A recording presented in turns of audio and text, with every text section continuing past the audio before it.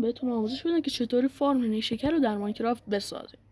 100% هم تضمینی هست. خب ما 5 بلاک چوب رو میذاریم. خب و حالا پیستونامون رو میذاریم روش، 5 پیستون، و بالای سرشون هم ابزرور میذاریم.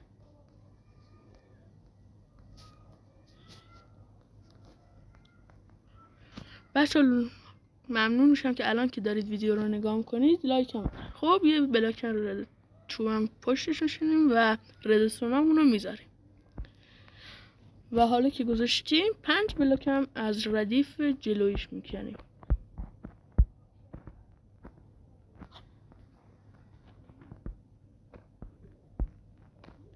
پنج بلاک رو کندیم، یه باکت آب میذاریم.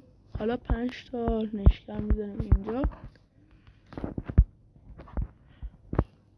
خب اینجا که هستیم یه لحظه بچه اینجا یه آبش رو یه لحظه قطع کنم. اینجا رو میکنیم و یه چست میذاریم. اینجا رو که کندیم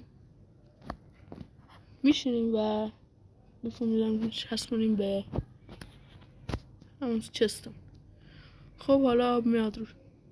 حالا میبینید که اگه ما نیشکرامون بزرگ بشن اینا میشینن و اتومات میرن توی چستمون.